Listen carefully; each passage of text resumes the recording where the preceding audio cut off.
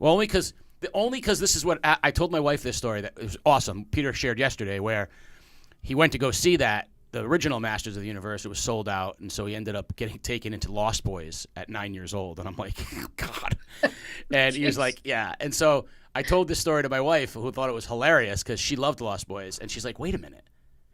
Peter's that young? Because in her mind, she immediately knew where Lost Boys was, and she did the math really quickly.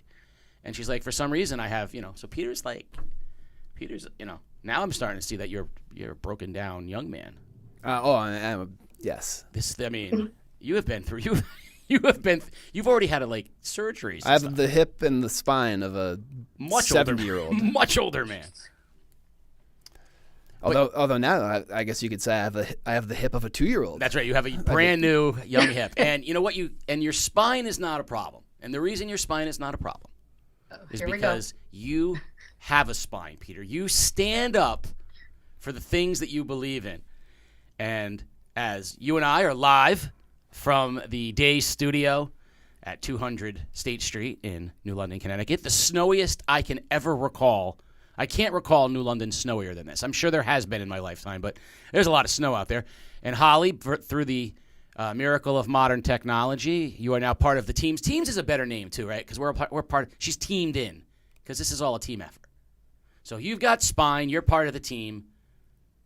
Now I can sit back and critique your power rankings this week. That was supposed to be my job, was just to sit across from you and complain and critique, and somehow we flipped that, and I'm not sure I like it. No, and it is bringing me probably a surprising amount of joy.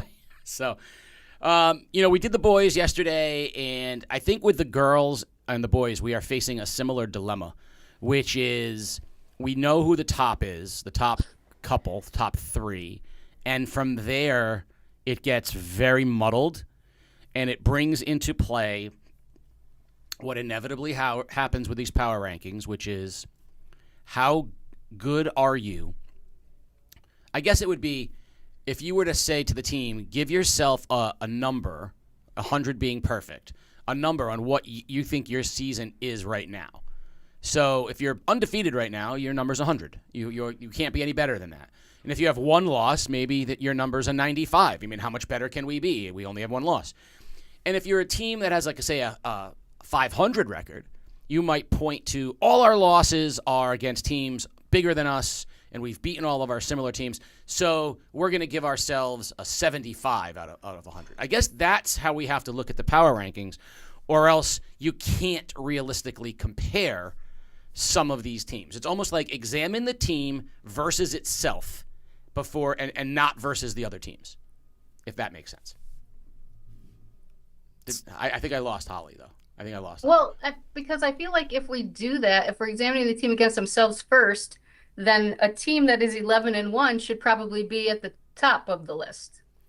And you could absolutely make that. You can make that suggestion.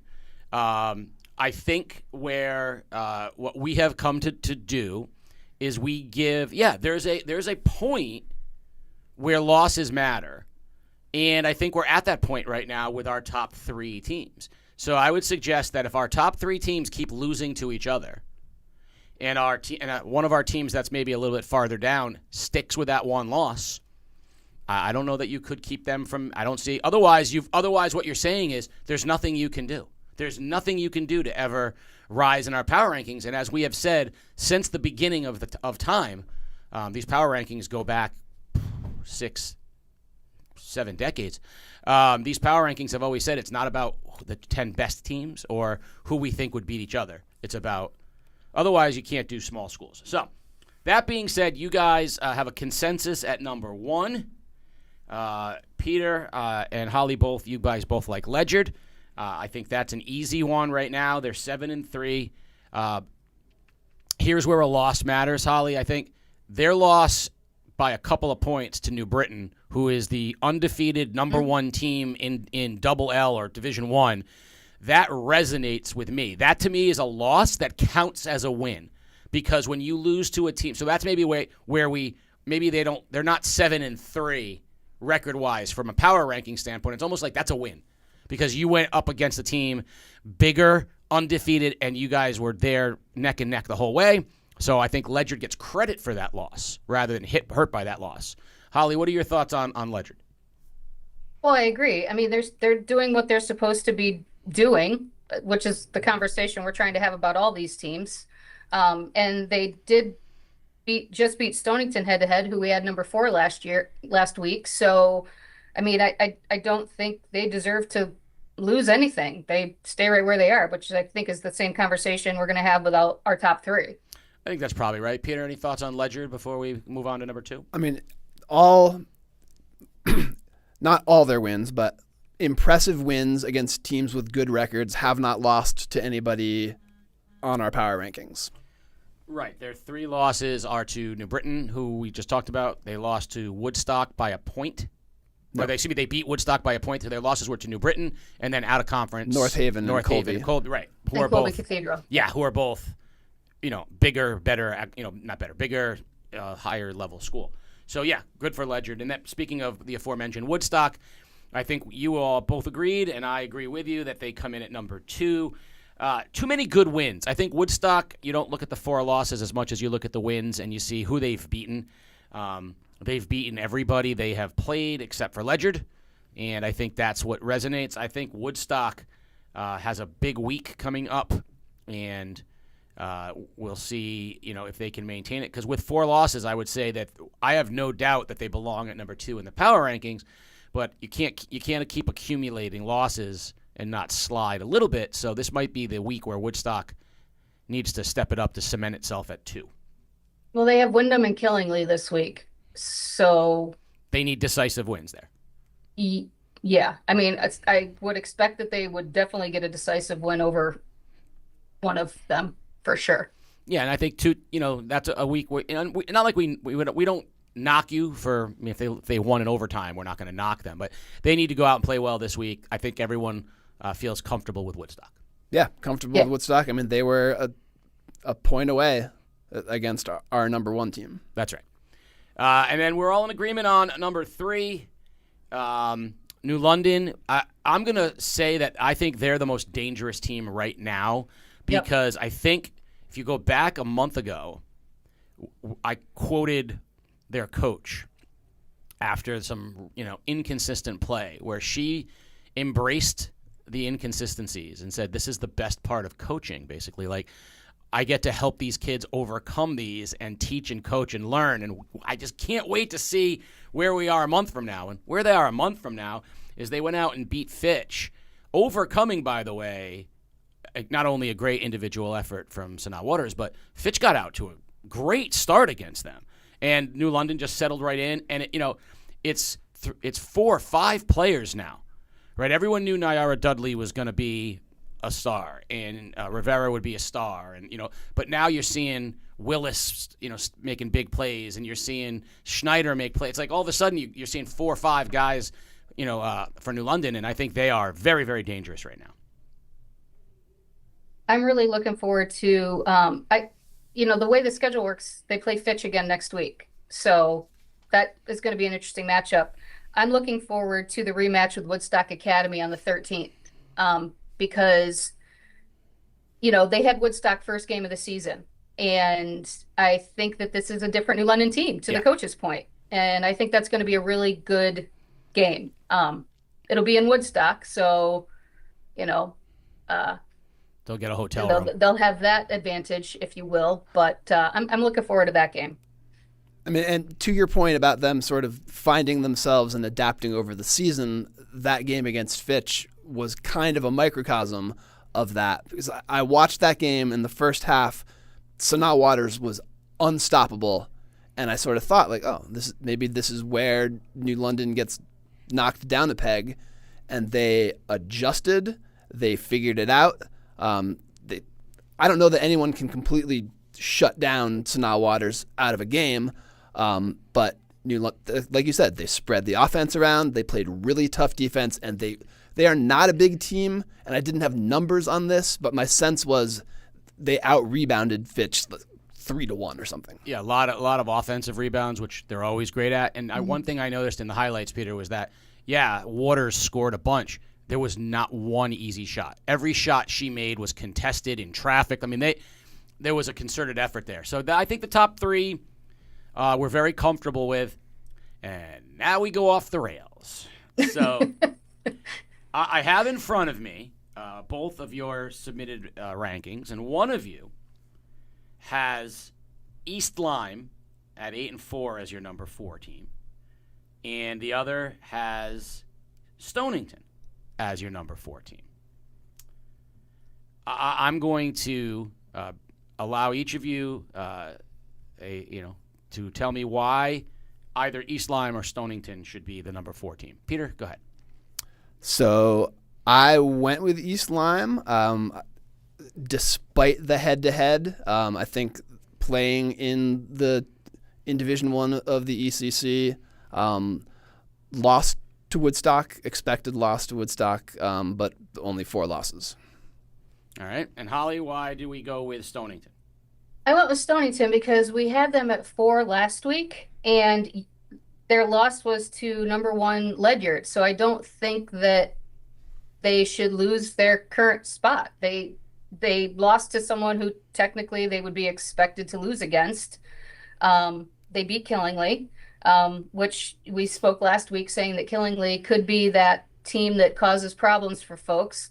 Not necessarily seeing that yet, but that's a sidebar. I don't think Stonington deserves to lose their spot because I think they did kind of what was expected of them this past week. Those are both excellent points. Let me just take a look in the crystal ball. Crystal ball says you're both wrong, but I won't make that point yet. I'm gonna go with Peter on this one and say East Lyme at 4. Though you almost convinced me, Holly, with a very rational. I was going to say she did convince me. Very rational. So I was willing to withdraw my pick of East Lyme. I think East Lyme and Stonington could be flipped. So, but Crystal Ball actually said you're both wrong, and the Crystal Ball actually said that the team that you have number 5 and the team that you have number 6 should actually be number 4. And that is the Plainfield Panthers at 9-1. Not to mention that we got a fabulous communique from Plainfield giving us some insight into the teams in the ECC. So what you're telling me is you can be swayed by fan mail. Oh, yeah, 100%. Was that not clear? Was that not clear? Yes, I can. I can't be bought, but I can be swayed. No, I am putting them 4 this week because this is my statement about the power rankings. And since you and I created these things, Peter, this is the only way. I'm going to look at the camera right now. Camera, folks at home, I am not saying that Plainfield is the 4th best team in the ECC. I'm not saying that Plainfield would beat the teams behind them and they are better than. Nor is that what we're saying about any of the teams on the power rankings. What we're saying is, at this point in the season, you are what your record is, and you can only achieve so much. And at 9-1, playing the schedule they play, how much better can Plainfield be? And if you're saying that Plainfield doesn't belong in this spot, what you're saying is let's throw all the small schools out. That's not what the power rankings are. The power rankings are where you are versus yourself. Right now, I'm giving Plainfield an A- for their season so far, and I'm putting them at number 4. And this might be the last time they get this spot, but I'm very comfortable with it. So I guess my only argument against that is that Plainfield in the state is Division 4, in ECC is Division 3, and all of their wins are against Division 5 opponents. Yes. So it is a weaker schedule. They haven't the bulk of their upcoming schedule is going to be tougher. Yes. More Division 4, Division 3 opponents. And if we're going to have them this high, I would expect them to punch up a little bit and win a couple of those games. I'm going to say it really quickly. They're not staying at 4 if they lose, period. Even if they lose punching up, they don't stay at 4. I'm putting them at 4 because I'm rewarding them for and 9-1 start to their season, and they can't be any better than. I mean, they are one win away from being the best they could possibly be. It has been against a weaker schedule. So now that when they start playing the tougher games, we're going to find out. And if they drop a couple, they're going to drop, and maybe equilibrium, they find where they belong. So maybe right now they're riding a little higher than they should be, but then they'll find their stasis. I have no idea if I use either of those terms right, by the way. I guess with that theory, then your number 5 should be someone that Peter and I agreed on later on in the list with that theory. But I don't think it's going to be. No, it's not, and they're going to come, but they're going to be higher than both of you have them, but not quite why, and I'll explain my rationale when we get there. So I happen to agree that we can put Stonington in at 5 and East Lyme in at 6. We've discussed both teams. So Holly, I am since Peter withdrew his ranking based on your concise and well-stated perspective, I will keep the 5 and 6 Stonington and East Lyme. It's a shame that all these games, we were so excited that this week was going to bring clarity, and then all the games got postponed, so we didn't get the clarity that we were looking for. Last night would have been very helpful. And in part because East Lyme was due to play Stonington, weren't they? Yes. East Lyme is due to play Stonington, and Plainfield is actually supposed to play Killingly, which is the only team that they've lost to this season. And there's a perfect example, okay? That's actually a great example, Holly. If Plainfield loses to Killingly, they're not going to stay at 4. Had they lost to Killingly if the game had been played, they wouldn't be at 4. So if they beat Killingly, however, suddenly my putting them at 4, avenging their only loss of the season, plus against another Division III school, would feel very good. So I am good with those. Now comes the fun part. 7, 8, 9, and 10. Well, Peter, you had Fitch in the 6th spot, and Holly, you had Fitch in the 8th spot. So it would seem that 7 would make sense for them to fall in between your two rankings. But I'm curious, Peter, why did you have Fitch so high? I'm not going to count a loss to New London against them. They're looking at their losses. They're against teams either out of conference or higher than them in the power rankings. Okay. So I still give a little bit of weight to strength of schedule. So I've got some kind of formula in my head that I'm trying to combine winning percentage and strength of schedule. Okay. And Holly, why did you have them a little? What was that you had them a little lower than that? What was more concerning to you about Fitch? I have the most comments about Fitch in my notes to you because I just keep thinking that they should be better than how they're presenting. With the personnel that they have and the experience that they have, we talked about earlier, they just beat Waterford. They beat them by 8. Did they beat them? Yes, they beat them. But we've been talking all season about how Waterford lacks depth. Waterford has lost one of their main people for the season. And I just would expect that Fitch would have beat them by more, and they just don't seem to be having resounding victories that in my gut tells me they should be having. And maybe I'm way off on that, but I'm just expecting more out of them. And I'm not getting it. I don't know. I guess my biggest takeaway from the Fitch New London game was that Fitch plays a lot of freshmen. Mm-hmm.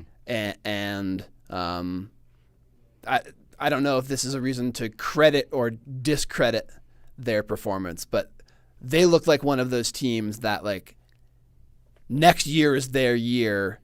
I think I remember one senior on the roster, and New London, like you said, more contributors than maybe we saw in the past, but still only really playing like a tight 7 rotation, whereas Fitch had 8 people in there rotating through, subbing all the time. I don't know that that I'm making a coherent argument, but I guess a counterpoint to Holly that while they do have a couple of very experienced players, a lot of their team is young and inexperienced. So I think all of your points are well taken. Fitch is a team that we keep waiting for them to put it all together. And part of that is because they do have such a dynamic player in Waters, and we know McCoy is a good player as well. And we've been kind of waiting for it to gel with them. And it's been a little uneven and a little ragged. To Peter's point, that's to be expected when you have the amount of inexperience that they have. But at this point in the season, you'd expect that to start to be overcome. Holly, I think your statement in your notes is the most beneficial, which is they play NFA and Ledyard this week. So we're going to find out with games against NFA and Ledyard, they could move up or they could drop out of the countdown altogether. Like that's a week where they have to show, they are supposed to beat NFA. Not that that's an easy thing to do, but they're supposed to beat NFA with how NFA has struggled, also losing one of their best players, right? So they're supposed to beat NFA. And they need to be competitive with Ledyard. And they, if they could pull off a win there, that would be unbelievable. But we're going to slide Fitch in at 7 because they will not be at 7 next week. That's as simple as I can say it. They will not be at 7 next week. They will be higher or lower because of the week they have. How about if they split those games? I thought about that. If they beat NFA by 15 and lose to Ledyard in overtime by a point, I'd still probably move them up, but I don't know. Well, it depends on how the other games go. That's right. All I know is they won't be 7, even though I don't. Yeah. So here is where Holly asked earlier, well, by that logic, shouldn't this team be number 5? You both had them at number 10, but we are going to put them at number 8. The Parish Hill Pirates. Because who doesn't love a pirate? But they're 11-1. I mean, we can't, again, do I think, their loss was they got beat bad in the game that they lost. But again, they've won 11 of their 12 games. They can't sit at 10 as an homage to the fact that, oh, what a cute little, no, they're 11-1. So they get it, that they get the 8 spot. And I think of all the teams that have a chance to put together a season-long record, it's them because they're not, unlike Plainfield, who's now starting to play teams above them, Parish Hill is still sitting there playing Division 5 teams. Well, so you say that, but I think technically just about every game that Parish Hill plays is teams above them. Really? I thought it was the other way around. Okay, maybe I'm mistaken. Well, so, I mean, looking at, this is, they're Division 5. They play mostly Division 5 schedule. But, we like to talk about Wheeler as, one of the smallest schools in the state. Hard to find exact up-to-date enrollment numbers.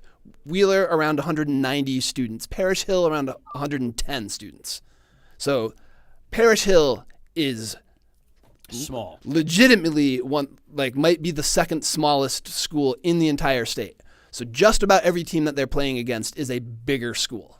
So okay. They might be other Division 5 schools, but they're bigger schools. Yeah. Fair enough. So it is a tiny school drawn from a small pool of players, and so I was prepared to make this argument for why they should be included in this countdown at all. Looking at that, I think you have to give them credit for an 11-1 season. 100%. Now, Holly wrote, oh, I'm the bad guy. No, you wrote that,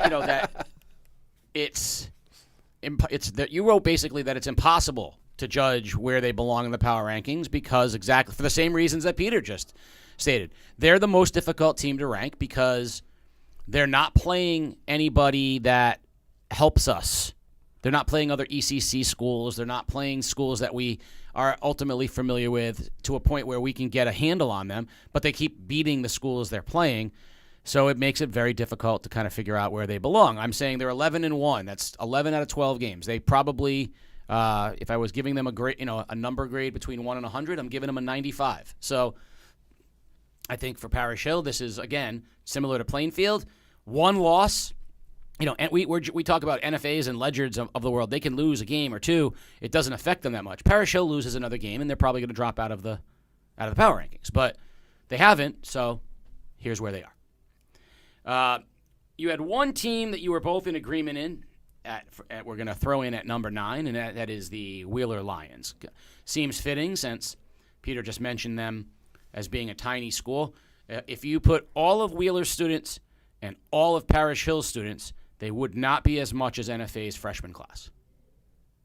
That if you want to try to understand why it's impossible to do these things, that's about the reality of it. Well, and I predicted, you asked us both to predict a team that was most likely to drop out. I said Wheeler. Wheeler just went out and won their games.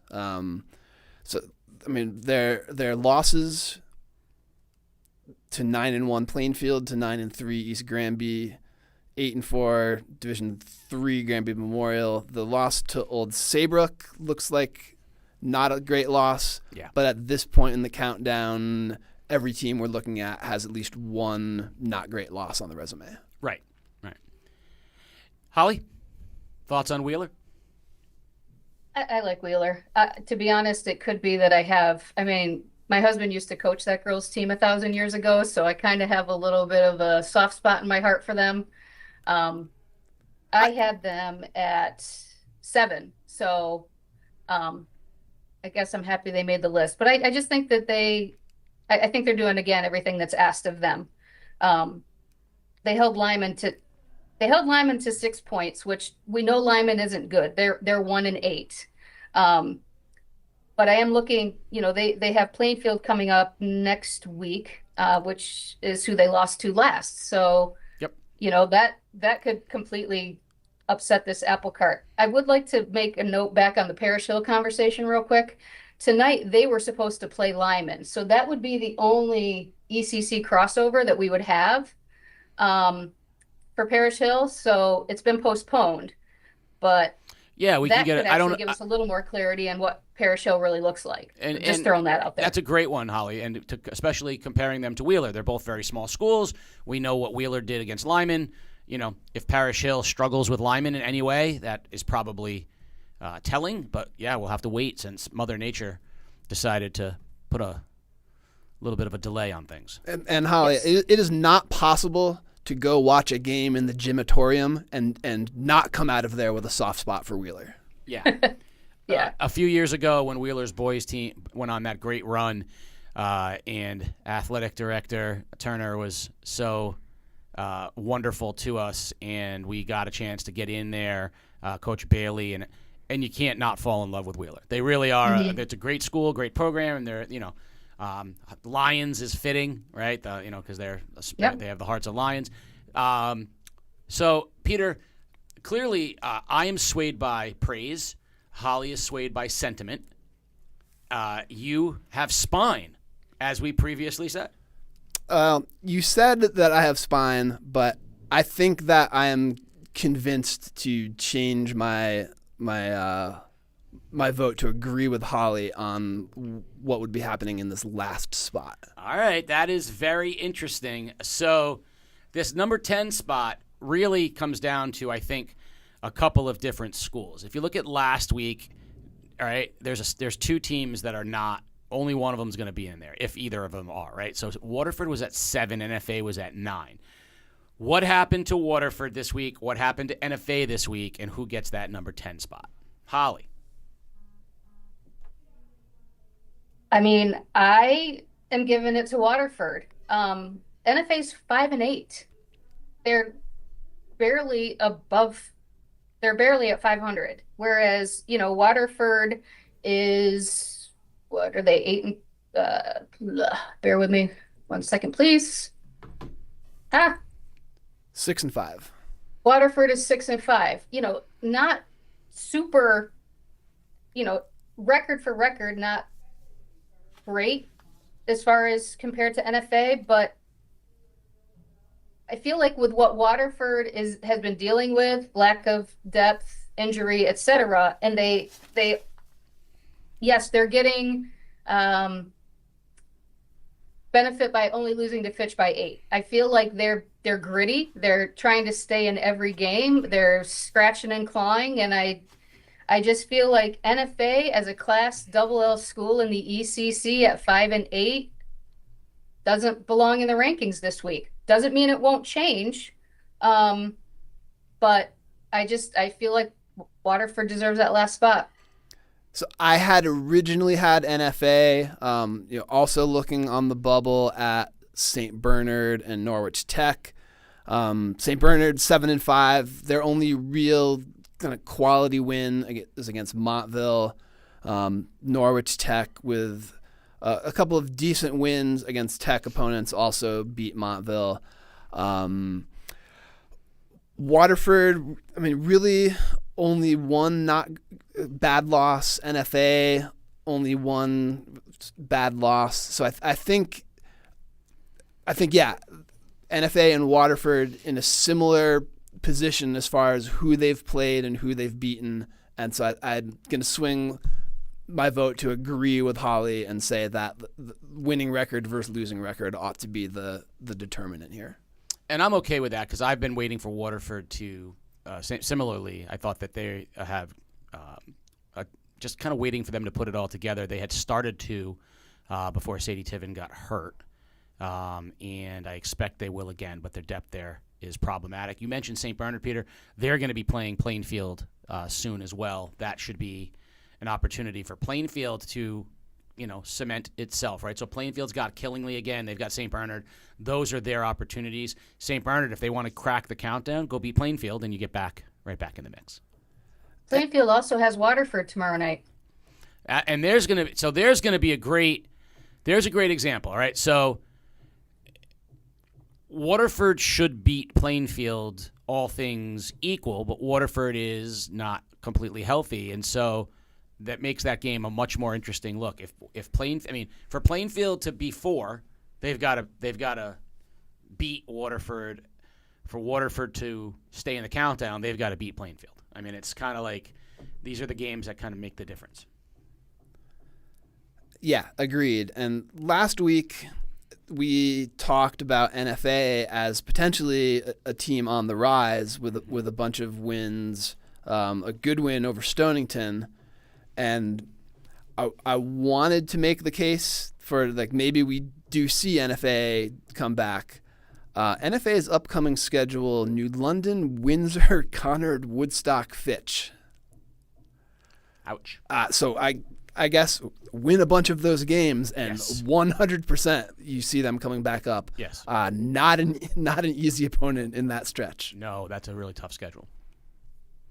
So I'm going to, as we wrap up these power rankings, I'm going to say once again, please, please, please remember, this is not a list of who we think the 10 best teams are or who would beat who. It is about who is doing the best they can with what they have at that time, schedule-wise. If some teams you're here and you're like, there's no way they belong there, send us your top 10. But send us your top 10, not of who's the best teams. That's the whole point. Send us your top 10 of the teams who have done the best for the schedule that they've played. Holly, one team on this list that you think is going to be higher, 3 weeks from now. 3 weeks from now. Well, I think Stonington will be higher than Plainfield. Does that count? Yeah, you think Stonington will be higher. That counts. I think potentially New London could be higher as well. Okay. Peter, what's one team on this list that will be higher than it is 3 weeks from now? All right, I am fully on board with the Parish Hill Pirates. I like that. That's what I want. So Parish Hill. Holly, if there was one team here that you think has the most to prove, to not to justify anything that we're saying, but to themselves, a team that has really needs to kind of figure it out to prove it to themselves. What's the team that needs to string together good basketball the most? I think it's Fitch. That's been no secret, and maybe my expectations are too high. So, but I think it's Fitch. That's fair, Peter. I would have said Fitch also, and I think CJ's got high expectations for that team. Yeah.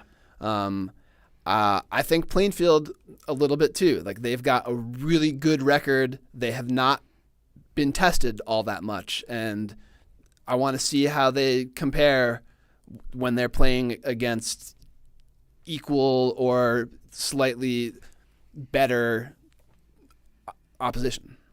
I'm gonna throw one out at you, East Lyme.